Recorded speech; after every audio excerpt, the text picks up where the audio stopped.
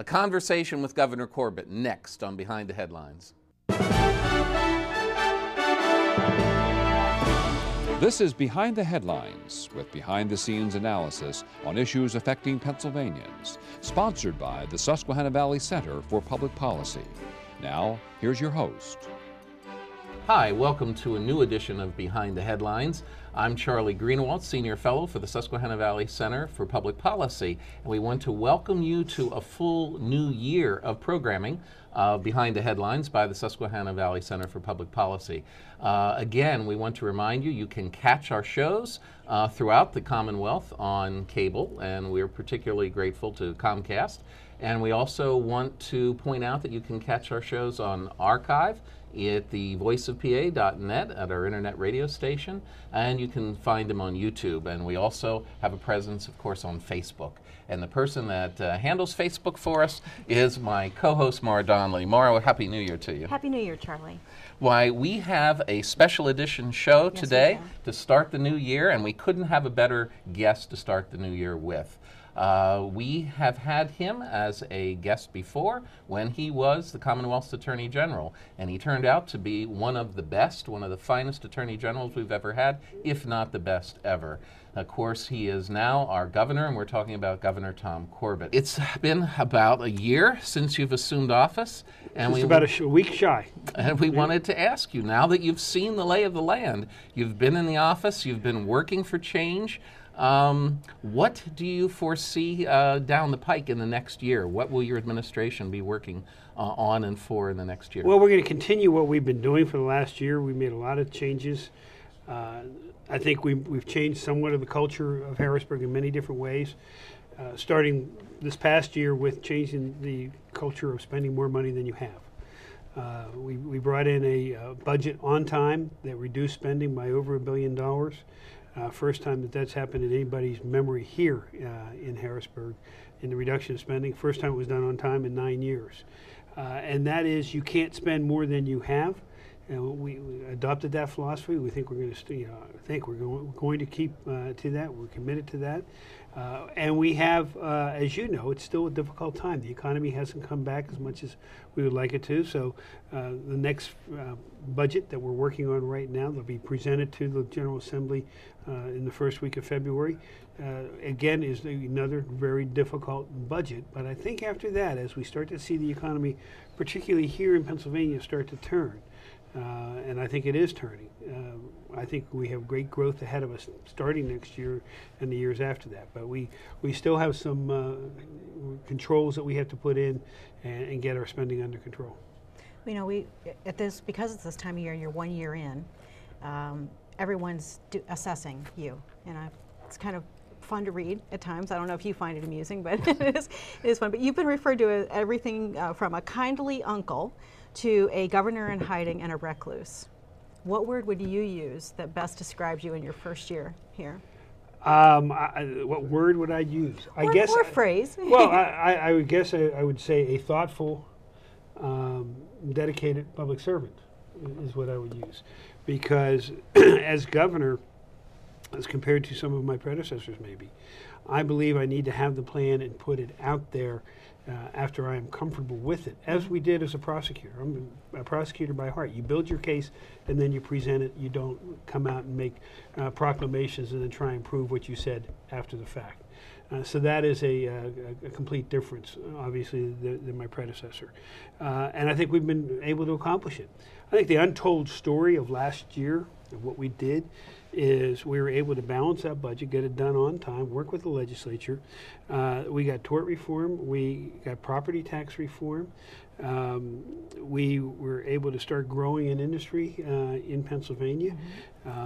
All of that without using the mechanisms that were often used in the past, and that's called walking around money, the RCAP money, or extra money in the budget. We had to do it in a very tight fiscal year. And that really, when I read all those stories, that is not mentioned in there at all, and that makes it very difficult to get votes when you want to get votes. We've had good discussions on the issue of the Marcellus that we need to complete this year, on school reform that I would like to see us complete this year, and on the privatization of the LCB. I'd like to see us get out of the business of selling alcohol. I don't think we have any business being in that. But the fact is that we weren't able to accomplish everything in 1 year. If we would have accomplished everything in 1 year, what was left? I say that as a joke, people. That's a joke. Oh, you would have had a new agenda. Okay. That's exactly it. There was a great deal to do, but the first thing you had to do was get your spending under control, and we have done that. I am out there across Pennsylvania. The people out in Pennsylvania have seen me out there, but I'm not out there every day saying, opining on different things. I will tell you what we're going to do, and then we're going to do it. One of the things that perhaps drives some of the economic development analysts a little crazy is you turn on the news and you hear lots of bickering among political leaders about how to divide up a dwindling share of economic pie instead of how to expand the pie and how to create wealth.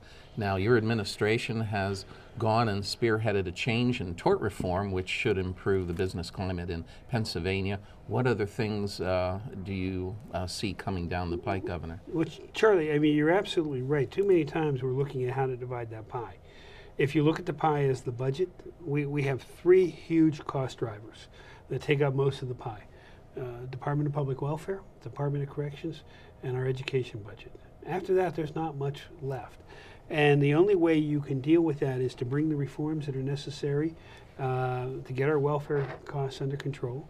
Hopefully, corrections is a very difficult one. We're working very hard to bring our costs under control, but the more people who commit crime and go to prison, you're going to have the room to house them, and to get our education costs under control. So we are doing that. But if you want to be able to spend that money, what you have to do, in my opinion, rather than tax businesses, tax individuals, so you can grow that pie, is to grow the businesses and allow them to increase the economy of Pennsylvania. And what we have done, I think the tort reform was a very good first step. I think the concept of property tax reform was a very good step. We have brought, I believe, when it comes to, especially in the environmental side, some regulatory consistency across the board that is now attracting businesses to say we can now work with an agency that doesn't treat us as the enemy, but treats us as a partner to do business and protect the environment at the same time. That will continue under the leadership that I put in at the Secretary, Mike Crancer, Secretary of DEP. We are working on it in all of our other agencies to give the business people of Pennsylvania an understanding that we're there to work with them so that they grow the economy, and that we're not taxing them just to get more revenue because that's where they have money. I'd much rather see jobs in Pennsylvania. Go back to the Marcellus. I use this equation. I was just talking to somebody a few minutes ago. Energy equals jobs. We have so much potential energy in Pennsylvania. If we translate it with a good policy, we can turn it into thousands and thousands, tens of thousands of jobs. We're already starting to do that. We just have to have the good policy and the good regulations, good enforcement of that in order to do it. Well, Governor, you seem to indicate a little bit of optimism about Pennsylvania's economic future, and you said next year. Are you think this is still a recovery year, and 2013 we'll start to see a little bit better? Or what are you seeing in terms of Pennsylvania's recovery? Well, it is really hard, as you know. We're all looking at the national to see what's happening. Right. We made predictions as to what the budget would look like this year that we're presently in, the revenues, and although revenues are up, they're not up where we with a moderately conservative prediction thought they would be. So the economy nationally hasn't recovered and people aren't spending, but we're starting to see a little more spending. That means tax revenue to the Commonwealth of Pennsylvania. It means investment. So I'm hopeful there. But I think people are now ready, if they had certainty in the economy, would start spending that money more.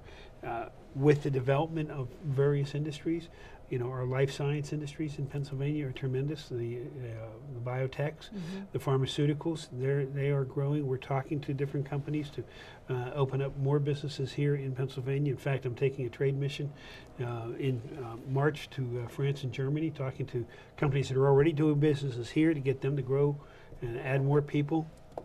try and find new companies and talk to them about locating here in Pennsylvania, because I think we have a lot to offer.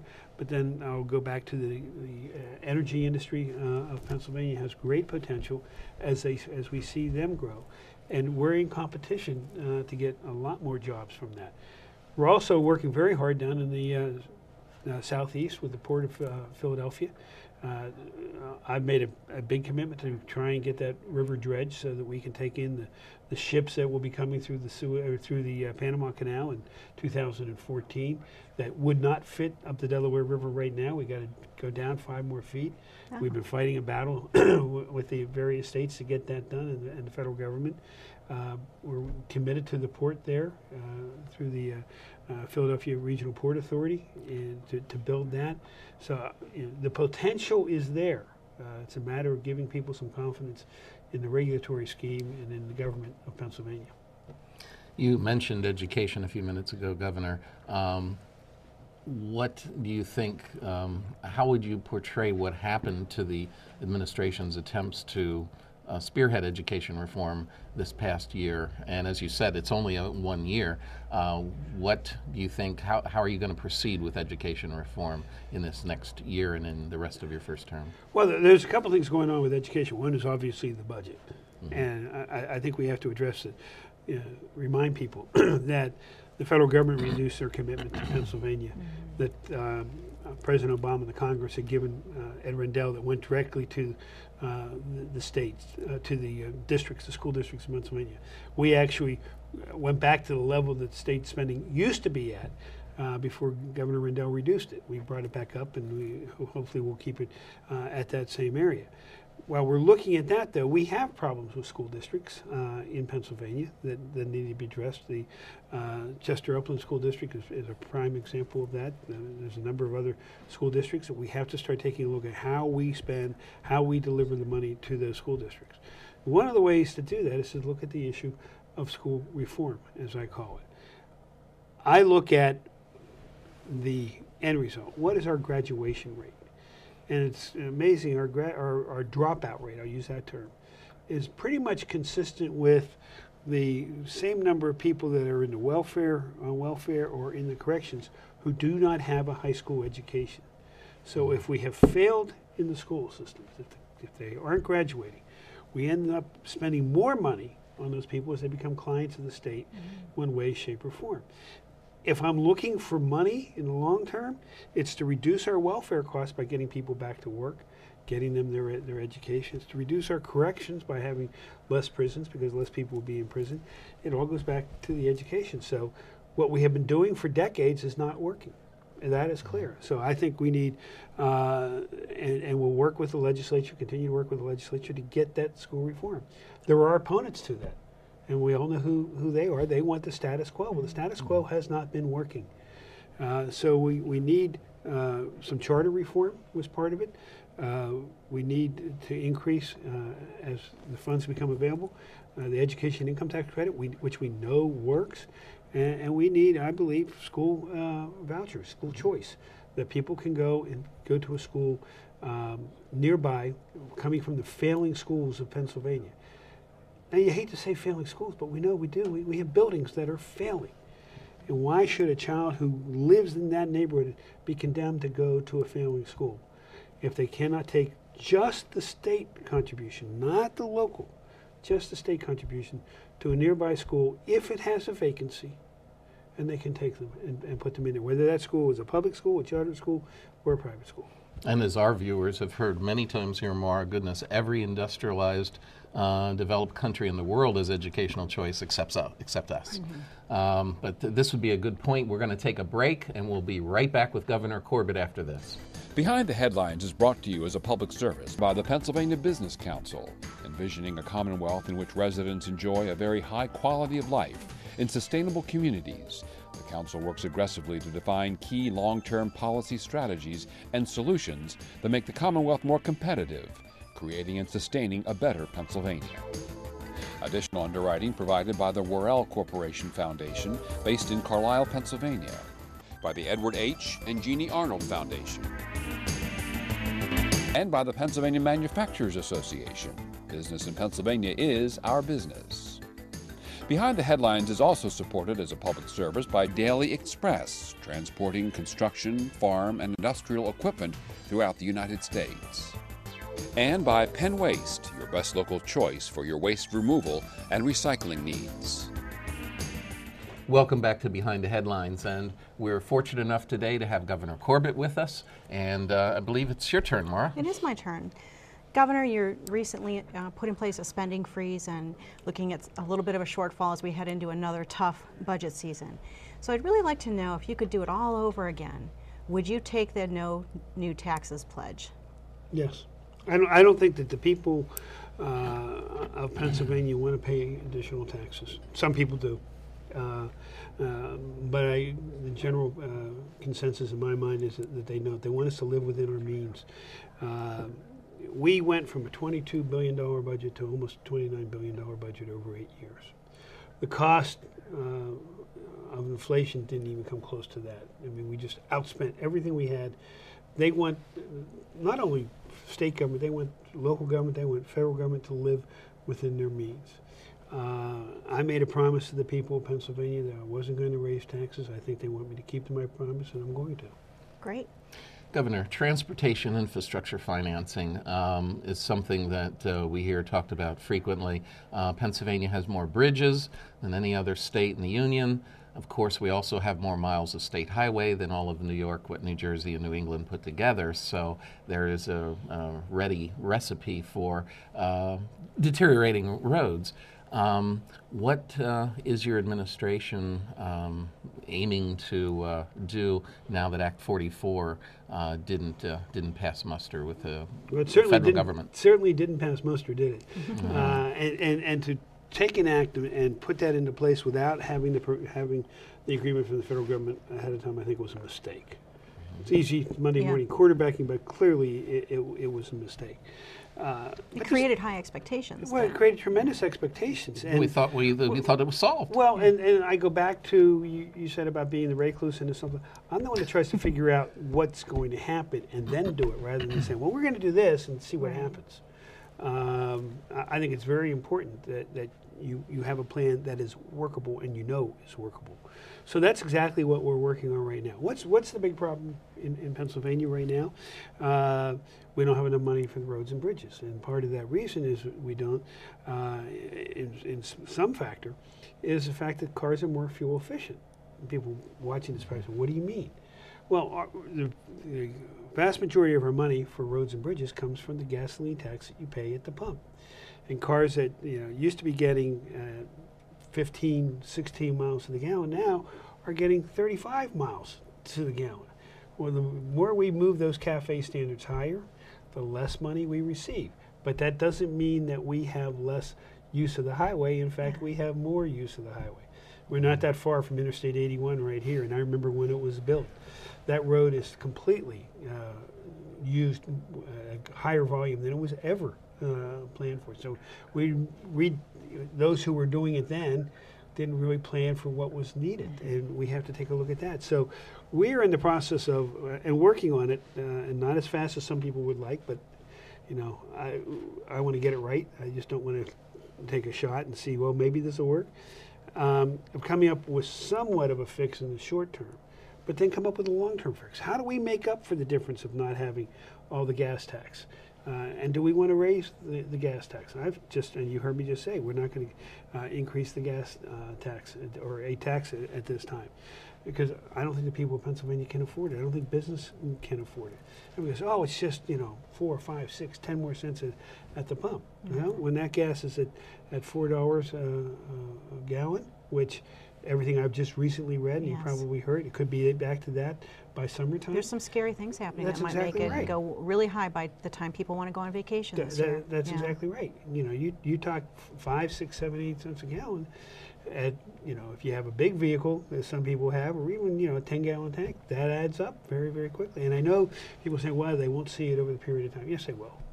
Yes, they will. Yeah. Mm-hmm. Okay. We've got to have a better solution to it. One of the better solutions when it comes to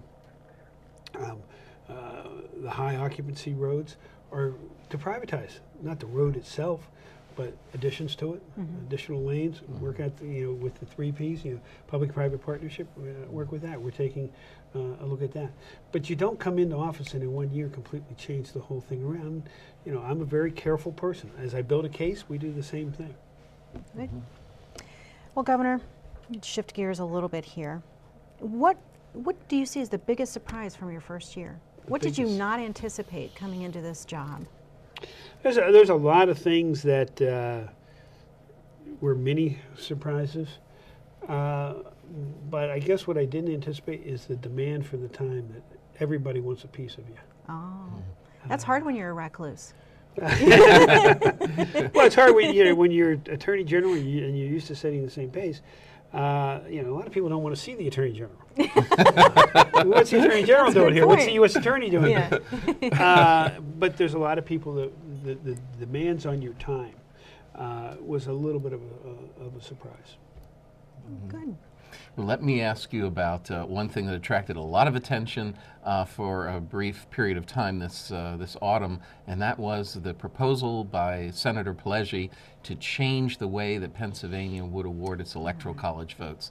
Obviously, this is something that the Constitution provides for, and this is the way that electoral college votes were distributed by the states when our country was young and in its infancy.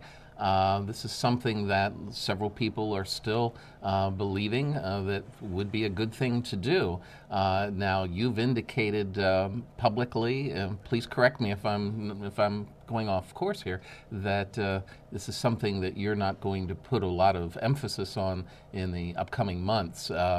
Is that still your intent, or do you see a possibility that this proposal could still be adopted by the legislature? Well, let's go back. When it first came out, I said, yes, I support it. I still support it. I don't see the will in the legislature to push it through. There's other things we need to get done. You can only use so much effort on different projects. I think Senator Pileggi might have reached the same conclusion at this point in time. He and I have not talked about it. I was surprised at I shouldn't say surprised, maybe disappointed at the reaction on both sides of the aisle to saying, maybe we ought to have the vote of the people across the state reflect it better by doing this by congressional district than by saying winner take all in a state. And those who voted for somebody else get no representation whatsoever when it comes to the vote of the Electoral College. And you're right; it was the way it used to be done in this country. Why can't it be done? Clearly, it can be done. I think there was a lot of knee-jerk reaction to it, without people really giving it a great deal of thought. Everybody looks at it as partisan. In the big cities versus the suburbs in the country. I kept looking at it as the people are represented better if their congressional district is the one that gets to put in the vote rather than whoever wins the entire state. There hasn't been an indication from the Assembly as a whole that they're interested in it. We've got a lot of other things to do, including now back to a budget. This is something Maine and Nebraska have done, and with support from both parties. Actually initiated in Maine and Nebraska by the other side of the aisle from me. Wow. Well, as we're heading into this exciting election year, there's been a lot of change in the Republican front runner. I mean, every week it's been different for a while now. Have you made your choice yet on who you want to get behind for president? I have not announced yet. That means you've made your choice. Well, let me put it to you this way: I have told people I believe the next president of the United States should be somebody who has executive experience, because the role of the president, as is the role of the governor, is to be the executive, to be the person that can make that tough decision. Who can fire people? Who can who can hire and you fire. Can hire. Who can make a budget and keep to the budget. Who can take the heat of telling somebody yes or no. I think if I have a criticism of the president and occupant of the White House, they never had that executive experience, and I think that's been indicative of what's been going on for the last 3 years plus. As State Attorney General, you joined with Attorney Generals from other states, Governor, and brought suit against the Obama administration about Obamacare. What's the status of that suit, and What are your thoughts about it at present? Well, this is when I get to say I was right, because when I filed it, I took a great deal of criticism. This is never going to go anywhere. This is terrible. I said, this will go to the Supreme Court of the United States, and it's in the Supreme Court of the United States. And in fact, they are so interested in it that they are going to give extended time to argue. I think they've given it up to a week, and normally it's an hour or an hour and a half. So it is an important issue to the country. I think it's an important constitutional issue because I boiled it down with everything else you look at it. I kept coming back to, does the federal government have the right to tell you what you have to buy? It's that simple. And I don't think it does. So that's why I filed suit. I was one of the original 13 AGs that filed suit. As soon as I became governor, I joined in the suit. So I'm there in two capacities. I guess really only one. And I'm not sure the exact date. I know I think scheduled sometime in March if I'm so here. It's this spring. It's this spring. Okay. If I'm here, I would hope to be able to go down and attend some part of the argument. It'll probably take them a long time after that, though, to make the decision, I Well, would imagine. because it's March, the session ends the end of June. I would suspect it wouldn't occur until they come back in the fall, and they don't come back until the first Tuesday in October. Okay. It's going to take a while then. It will take a while. So it's the beginning of our new year. We're about to close out the show. What's your biggest New Year's resolution for the state of Pennsylvania? For the state of Pennsylvania, I thought it was for me. Well, we can ask you that one, too. No, for the state of Pennsylvania is to continue bringing economic certainty to Pennsylvania, working on that through our budget side, and hopefully to grow jobs in Pennsylvania. Well, you must be doing a good job, Governor, because there's talk on the street about you being a potential vice presidential nominee. What do you say to that? I say I like being governor. Governor Corbett, we want to thank you so much for being with us today, joining our viewers, and you're welcome back anytime. And we thank you for coming as Attorney General, and now we're so glad that you came back as Governor. Thank you. Happy New Year to you. Thank you for having Happy me. New Year, Governor. And Happy New Year to all of you. We'll see you next week on Behind the Headlines.